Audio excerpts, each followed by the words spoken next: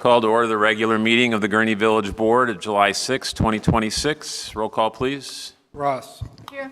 O'Brien. Present. Thorstenson. Here. Woodside. Present. Ware. Here. Garner. Here. 6 present. All stand with me for the Pledge of Allegiance.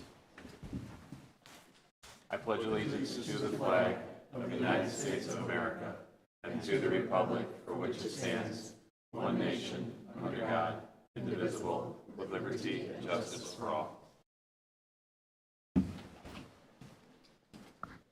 All right. First item is public comment. Anybody that would like to make a public comment with regard to any item on the agenda, please step up to the microphone and state your name.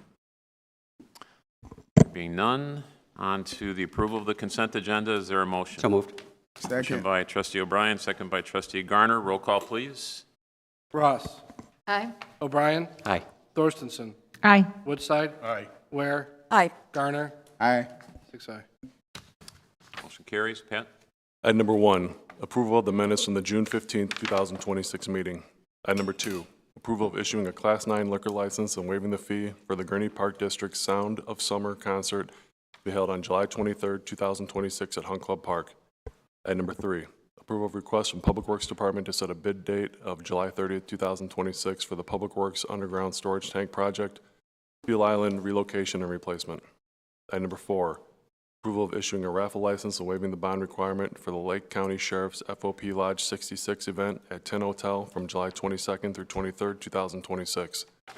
Item number 5, approval of payroll for period ending June 12, 2026 in an amount of $1,160,215.86. Item number 6, approval of payroll for period ending June 26, 2026 in the amount of $1,137,827.39. Item number 7, approval of bills for period ending July 6, 2026 in the amount of $2,164,528.68. Is there a motion to approve? So moved. Motion by Trustee Garner, second by Trustee Thorstenson. Roll call, please. Ross. Aye. O'Brien. Aye. Thorstenson. Aye. Woodside. Aye. Ware. Aye. Garner. Aye. 6 aye. Motion carries. On to new business. Item number 1, approval of ordinance 2026-50, granting a special use permit pursuant to the Gurnee zoning ordinance for 4017 Old Grand Avenue. Pat? Sure. I had a memo from our Assistant Community Development Director, Jake Litz, on this. So the petitioner is requesting a special use permit to allow the establishment of a medical and behavioral health clinic that would offer scheduled appointments along with some limited walk-ins and telehealth options at 4017 Old Grand. So this is a former Kavanaugh Law Office on the far east end of Old Grand Avenue. The property is about a quarter of an acre, Zone C4, has about a 1,700 square foot building on it that was formerly a single family home that was converted to the law offices back in 2011, and then 7 parking stalls. So the request was before the Planning and Zoning Board back on June 17th. They discussed the on-site parking challenges for a little bit and how that relates to the business, and ultimately came to the conclusion that the parking would be kind of self-limiting. So if you have a couple employees there, that takes up a couple spots, so you only have so many spots left for those that would visit the facility, because there is no available parking on Old Grand Avenue or the other streets around there. So they felt, as I said, that would kind of take care of itself. So did have some members of the public attend the meeting, speak in favor of it, thought it would fit in with the area and the surrounding businesses and home mixture over there. So at the end of the hearing, the PZB is forwarding a unanimous favorable recommendation for your consideration. Is there a motion? So moved. Motion by Trustee Woodside, second by Trustee Thorstenson. Any comments or questions? I just have one question. Trustee Garner? What type of medical and behavioral health are we talking about? Sure. We'll have So they're going to have a variety of different medical types in there, from a walk-in clinic with very limited hours in the morning to some psychiatric type of uses. And then a lot of the telehealth is more of the behavioral health. So if you want to Zoom your doctor for a mental health assessment or what have you, that's the type of medicine they're going to be practicing out of there. So it's more of a mental health clinic? It's a bit of a variety, but that is more the focus. It sounds like they will do some limited like blood work type things in their early walk-in hours, but primarily the behavioral health side of things.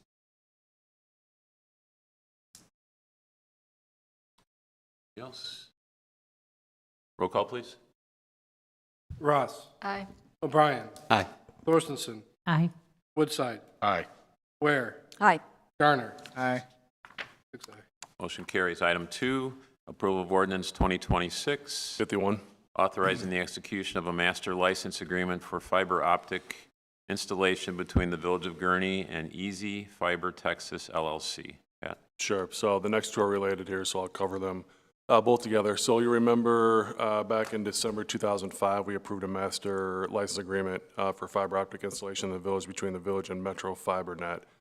So this Easy Fiber is the second company that was kind of in line when this whole process started behind Metro FiberNet. So again, coming forward, requesting this master license agreement, same agreement that we previously approved. Again, lays out the responsibilities of both sides as far as plans, permits, fees, installation, operations, maintenance, insurance, et cetera. Basically, it's to protect our uses of the right-of-way. So if there's any installation plans that they have that we feel in conflict with our utilities in there are going to give us a problem, we've got the ability to help direct them in a different direction. Little background about Easy Fiber. So Houston-based, founded in 2021. At this point in time, they've constructed fiber infrastructure passing more than 600,000 homes, and that serves over 150,000 residential customers, expanding throughout out Illinois at this point, working with approximately 46 different communities statewide at this point, and they estimate that they'll invest about $22.5 million to construct a fiber optic network throughout the village. So they're looking to get started here right away if this agreement's approved, hopefully within a month and a half from their side, similar to the previous agreement that we approved, just to make sure that they're doing everything they say they're going to do, following all the requirements of the permits that we issue. Staff is requesting to contract again with Clark Dietz for construction oversight services. So that's item number 3 on the agenda. Again, all the costs related to that will be reimbursed by Easy Fiber, so there should be no costs incurred by the Village of Gurnee. Is there a motion? So moved. Motion by Trustee Ross, Second. second by Trustee O'Brien. Any comments or questions? Trustee Mayor, Christensen. just one question. So towards the end of the write-up, it talked about if there's any right-of-way capacity constraints. And then looking at the map that was listed a couple further down.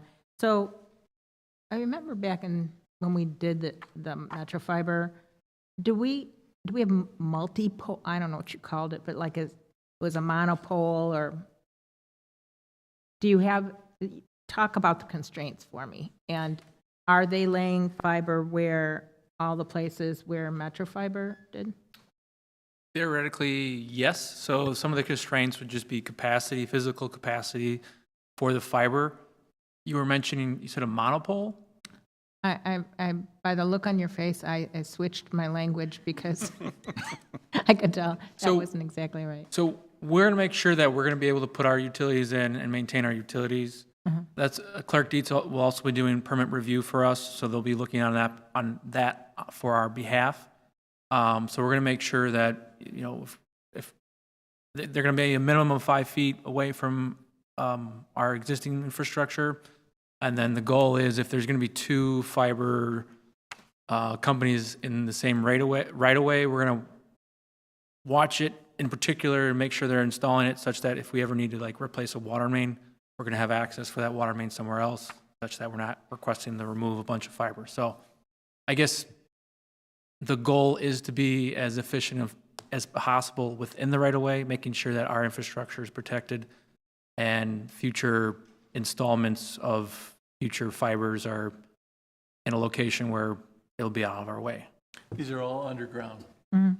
And so the map looks plentiful, but what you're saying then is by your plan of coverage, you don't anticipate any conflicting areas? I won't say that. Right now, we only have one firm, so this will be the second firm in town. So I guess it will be a case-by-case basis when there might be conflicts that come up. There's not, the goal would be to make sure that we have enough space everywhere, but that may not be the case. So I can't say with confidence there's never going to be a conflict. There may be a right-of-way where we have to tell them there's not enough space, you need to go somewhere else. All right, but first and second position look okay? The first and second position look okay? First is Metro Fiber and now this one? Yes. Okay. I mean, in terms of responsiveness and reliable, I would say they've been the most vocal and willing to work with us in terms of wanting to install fiber in town, so. Okay, thank you. Mayor, Trustee O'Brien? I guess I don't understand fiber optics. So every company that wants to offer fiber optic has to have their own sets of lines. It's different from electric utility, I'm guessing. Yes, so maybe Attorney Winter can help with that, but I believe, I can't recall what the ruling they're going on based off of that, because usually we do get a franchise agreement with ComEd, Comcast, AT&T, but this works a little bit differently. I don't know if Mr. Winter can. Yeah, I mean, these are going to be, dedicated services. We did explore whether more than one company could go into a common duct, but we explored that, and that's not possible. So some towns like Wheaton have already issued, I think, 4 or 5 of these license agreements. Basically, there's federal legislation that wants to promote fiber optics. They've done some studies, and this enhances work at home. Speed is very fast, and so.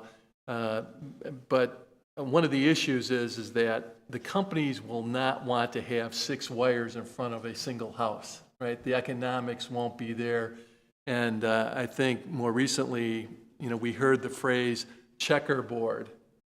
So while they have the intention of building out, they're going to be faced with the reality of, okay, who's already in the right-of-way? If it's already someone there or more than one person there, it may be, non-competitive to then follow suit. But the village is interested that they are proposing village-wide build-out so that, it's hopeful that all our residents will have access to this. And to have more than one does have an effect on pricing. In fact, one of the providers are talking lifelong rate. I guess they're assuming that houses turn over every 7 years or something, but that's the current status, and time will tell exactly how many providers actually come to the different villages. We do have a representative from Easy Fiber here, so if you wanted to ask any more questions, I'm sure he'd be willing to take any more. I don't know if this is the appropriate time to ask, but we did look into the single duct, basically putting one big duct and all the fiber companies go into it, but then it became a little bit of a liability issue. If the duct were to get hit, what fiber firm gets to go in first to repair their service? So then there'd be a little level of unfairness to residents if they had services. So we'll see over time. A lot of fiber firms are getting bought up by bigger conglomerates, so they are kind of narrowing down into just a few. So hopefully when Easy Fiber is here and they've built out and Metronet has built out, they're not going to want to be able to. One, there's going to be a spaghetti soup in there, so they're not going to want to hopefully build. And while the village initially had some other companies interested, once it was explained that the process, there has not been much follow-up with other companies. Any other questions or comments? Trustee Thorson?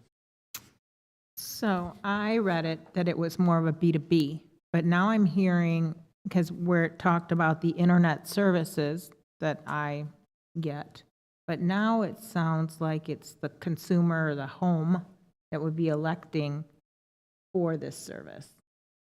Versus the B2B would be, you guys would get it, put the fiber in the ground, and then you'd sell it to our current internet service providers. Why don't we ask the gentleman standing up there who he's selling it to? So what's your name, and tell us who you represent. Thank you. Good evening, Mayor, honorable members of the board. My name is Alan Roth. I'm the Director of Government Affairs with Easy Fiber. Thank you for the opportunity to be here tonight. To your question, we are focused on residential services. We will also provide to businesses too as well. As well as kind of larger enterprises, MDUs, MTUs. A lot of those too, what we do is we engineer those pieces into our network and basically say, hey, we can service this apartment building, but those typically require what we call like a right of entry agreement or separate agreements to go onto that property. But our goal is to be able to service those residents. All right, thank you. Roll call, please. Ross. Aye. O'Brien. Aye. Thorstenson. Aye. Woodside. Aye. Ware. Aye. Garner. Aye. 6 aye. All right, on to number 3, which is the accompanying one, which is approval of ordinance 2025. 52. Authorizing the execution of a professional services agreement with Clark Dietz, Inc. for permitting and construction oversight services for Easy Fiber Optic project throughout the village of Gurnee. Pretty much summarized that contract with Clark Dietz for permit review and construction observation services related to the Easy Fiber installation. Any questions or comments? Move to approve. Right. Motion by trustee Ross, Second. second by trustee Garner. Roll call, please. Ross. Aye. O'Brien. Aye. Thorstenson. Aye. Woodside. Aye. Ware. Aye. Garner. Aye. 6 aye. Motion carries. Welcome to Gurnee. Treat our right-of-ways nicely, as well as Nick, right? Here we go. Item 4, approval of ordinance 2026, 53. adding one Class 7 liquor license by amending Section 6-56 of Article 2 of Chapter 6 of the Gurnee Municipal Code entitled Alcoholic Beverages, excuse me, Warren Township. Pat? Yep. So a couple meetings ago, remember, we annexed the township campus into the village. So this is a part of a larger plan to get the Warren Township High School Almond Road campus in the village per their request. Had to go through the township first. But with that, township has applied for a Class 7 liquor license. So that's beer and wine for consumption only on premise where sold to support events that they have out on their campus from time to time. So I listed one example, Gurnee Day's Testimonial Dinner, for example, that they have out at the township center. So applied for the license, police department conducted all the necessary background check, found nothing to preclude the license, so it is before you for consideration. Is there a motion? So moved. So Motion moved. by trustee O'Brien, second by trustee Garner. Any questions or comments? Yes? Curious. Trustee Laviana? Yes, thank you. Will the Exchange Club apply for a license in the future at Fun Club? So would it change that process? The Exchange Exchange Club. Club. The Exchange Club. Yeah, the Exchange Club will still need to apply for the temporary for when they have their events. So because they're the ones selling it versus this will be the township selling it. So 2 separate entities. Questions? Roll call, please. Ross. Aye. O'Brien. Aye. Thorstenson. Aye. Woodside. Aye. Ware. Aye. Garner. Aye. Carries. You go, Elmer and Betty. Welcome to the village. Enjoy your alcohol. Yes. Item 5, approval of ordinance 2026, 54. amending the Gurnee Municipal Code regarding noise control regulations. Pat? Sure. So had some concerns in the past about noise throughout the village and our ability to address that noise when we receive complaints. So Attorney Winter, Police Department hooked up, took a look at what was in the municipal code, what's allowed per the state, and are proposing some amendments to our ordinance. So I'll let Chief Gahn go first, since they're the ones that actually have to deal with it on the street and talk about it, and then if Attorney Winter wants to add anything in, so. Good evening. The police department is proposing a new noise ordinance amendment. The ordinance updates the village noise regulation and gives officers clear authority to address excessive noise complaints in the field. The biggest change is the creation of a plainly audible standard. This means officers will be able to enforce a noise violation when the sound can be heard by a person with normal hearing from regulated location, such as a property line or inside another residential unit, or from a set distance away from a vehicle. Officers would not need specialized sound measuring equipment or have to identify specific decibel levels, as some laws state. If approved, the ordinance would allow officers to address loud music, yelling, shouting, amplified sounds, disturbances heard beyond property lines, noises between units and apartments, townhomes, condominiums, loud vehicles, stereos that are plainly audible from 10 feet away, and we're talking the ones that pull up next to you that the bass is kind of pushing you out of your car. Excessive motorcycle or vehicle exhaust, modified mufflers, and the ordinance also establishes construction hours of 7 a.m. to 7 p.m. Monday through Sunday, 9 a.m. to 5 p.m. on Sundays, unless written exception. The ordinance creates a $200 fine for general noise disturbance violations and a $75 fine for excessive commercial vehicle engine braking. So in practical terms, the ordinance gives officers a clearer, more enforceable way to address quality of life noise complaints that have previously been difficult to resolve. It's especially important for neighborhood complaints, vehicle noise issues, and noise problems in multifamily housing. It allows officers to take enforcement action based on their own observations when a resident is afraid or reluctant or unwilling to sign a complaint. Thank you, Jeremy. Oh, Brian? Yeah, I think, currently, and one of the problems I think we were facing is disorderly conduct in our current noise ordinance provides basically, we have to get a report that someone is disturbing the peace. So that requires somebody from the general public to make that complaint and then to sign the complaint, which sometimes they're reluctant to do. This is a distance standard. Police officers, they're equipped with lasers. They can make measurements. And again, remember that these are for those cases where the police do not get cooperation. In most cases, people are cooperative with the police.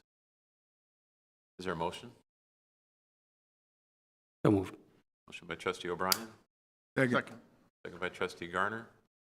Any questions or comments? Trustee Thorson? Sorry, so inquisitive tonight. So, Chief, is this a change in our hours, the 7 to 7? No. No, it's not a change, it just allows us to enforce it. Okay. It's just that we switched from 3 sections now under the noise ordinance to 10. Okay. So this is a restatement of those hours. It's not a change. Okay, so the hours don't simply apply to what's called construction hours and activities. It applies to all of, any time there's a... No, these are construction hours. That's for construction work. So it used to come up, I thought, if people were, like their landscapers came out too early and they brought a whole crew and, they're hitting the whole neighborhood. You're saying that right now that they could be coming out at 7 a.m.? No, I know David's on vacation, but I think that's also covered by this. I have to double check with, All right. the implementation of this. Oh, I thought it was 8 a.m., but could be wrong. You're thinking, Pat? This does, Yeah, I'd have to look at the municipal code and see if it was 7 or 8. I can't remember. Well, and it's different for the weekends. yeah, I see that. Okay. So I believe it's 7 a.m. to 7 p.m., because that's what it is for construction. Construction can't start up prior to 7 a.m. I'm pretty sure it's 7 to 7. So even though it's construction, it's applicable to all, or just that section of construction here? I mean, it's all construction. And my understanding is in the past, if landscape crews showed up at 7 and started mowing, that we allowed that because that is within the construction hours, 7 to 7. If they showed up at 6 a.m. and started doing that, we go out there and say, no, you guys can't start till 7 on the weekdays. Okay, thank you. I have a question, just to be clear. So coming over here to this meeting, I was tying my tie in this car coming down Grand Avenue. Music was so loud, I heard it on the second floor in my house, and it was shaking me. That bass sound. Does this mean an officer can pull that guy over and ticket him? It does. Yes, sir. Well, you just need to put a car right over there between Old Plain Road and 41. You'll catch all of them. Yeah, just to manage expectations, though, I think this is going to work, if someone's in a parking lot blaring music.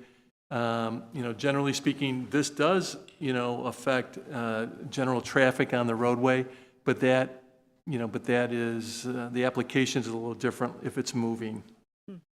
I mean, it is possible, but, I mean, Jeremy's shaking his head that they can issue a ticket, yeah, or that they would issue a ticket. really, this is ridiculous sound. yeah.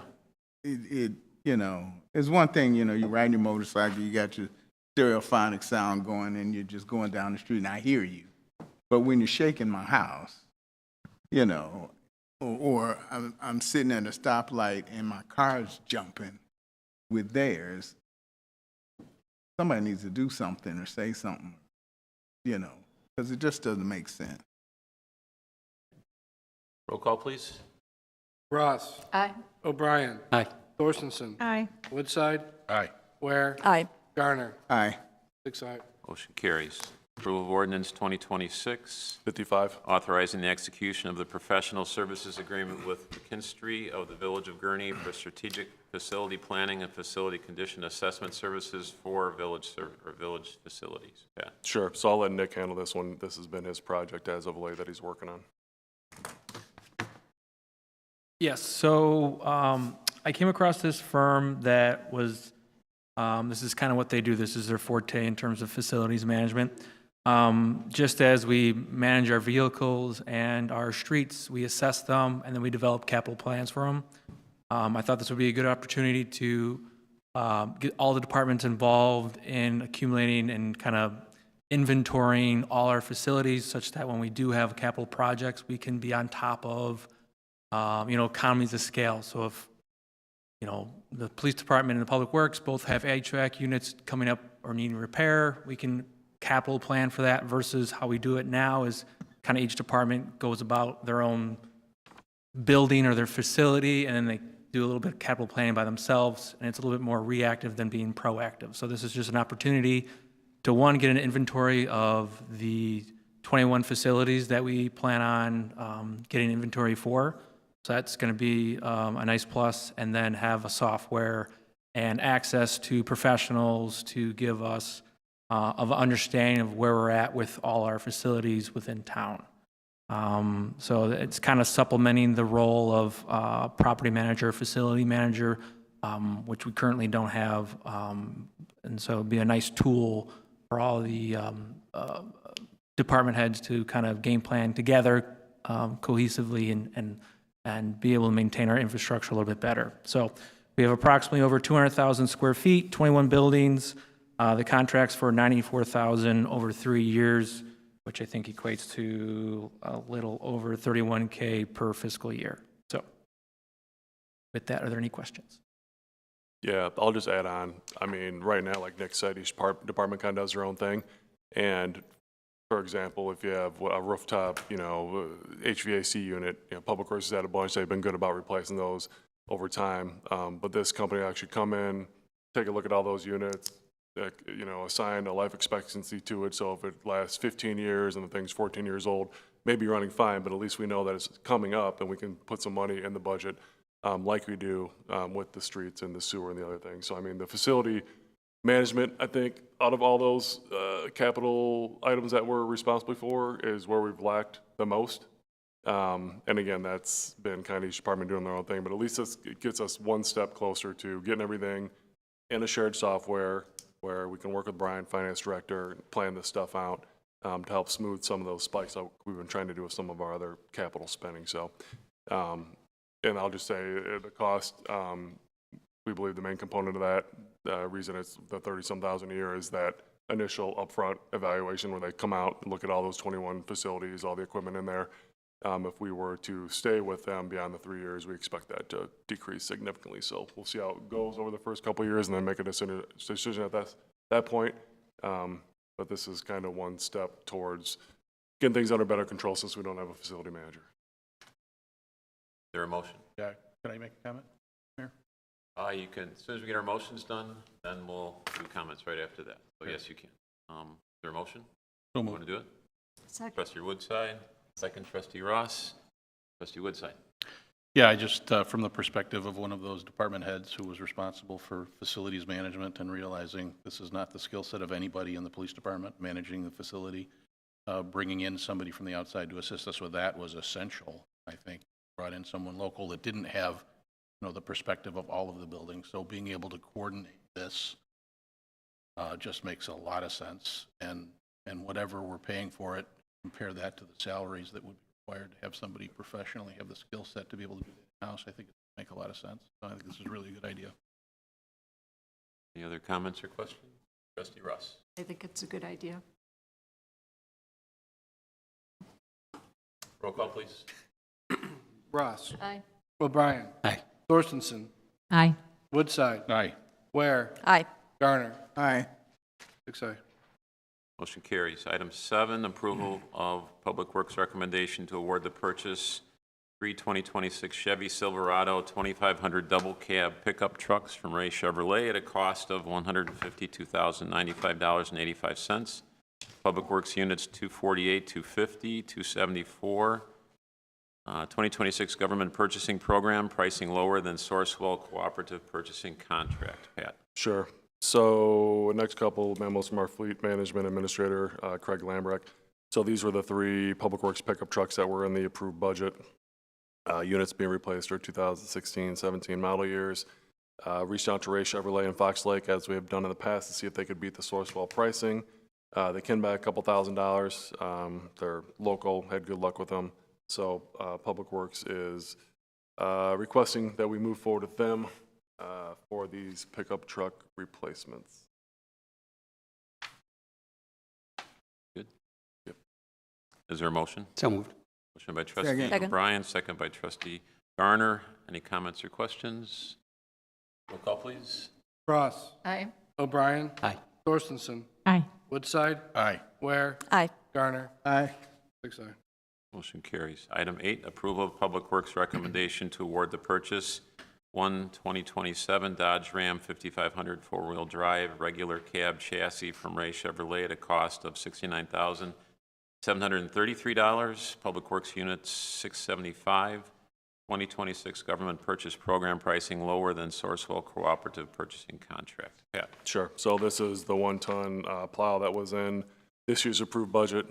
So looking to replace with a 2027 Dodge Ram four-wheel drive, have a dump box snow plow, tailgate spreader, and then Horse America controls, which are consistent with the other vehicles in the fleet. This is just a chassis, so the upfitting will be coming at a future board meeting once we get that worked out. But again, reached out to Ray Chevrolet. They were able to beat Sourcewell, so looking to move forward with them for this truck. Is there a motion? So moved. Second. By trustee Garner, second by trustee Thorstensen. Any questions or comments? Roll call, please. Ross. Aye. O'Brien. Aye. Thorstensen. Aye. Woodside. Aye. Ware. Aye. Garner. Aye.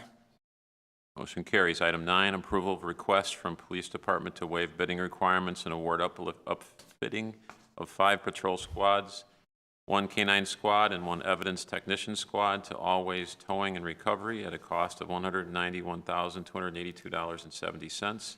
Police Department units 145, 146, 147, 150, 151, 152, and 178. Sure. So this is the upfitting for the squads that are sitting out in the parking lot right now. Over the last 10 years or so, we've used 3 different upfitters. Along the way, have had the goods and bads with each of them. Police Department has talked to some other departments in the area as far as options available and stumbled upon Always Towing and Recovery down in Mundelein. So fairly new to the upfitting market, but they have upfitted vehicles for Lake County Sheriff, Lake Moore Police, Round Lake Beach Police, and then some construction companies and the U.S. Postal Service. So Police Department has spoken with them. They've visited some of these other departments to take a look at the upfitting that they've done. They've been impressed with the quality.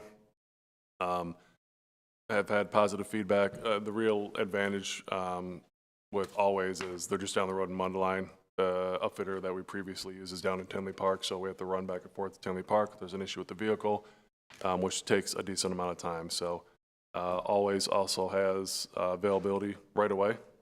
So looking to give them a try with this next round of squads. Have 5 patrol squads that'll be upfitted with our standard package, and then we have a K-9 unit and an evidence technician unit, which differ just a little bit from the patrol squads. But again, heard good things, been impressed by what we've seen, so looking to give always a try and see if we can get these squads upfitted a little quicker and on the road faster to retire those units that have been on the road for too long by industry standards. So, Is there a motion? So moved. So moved.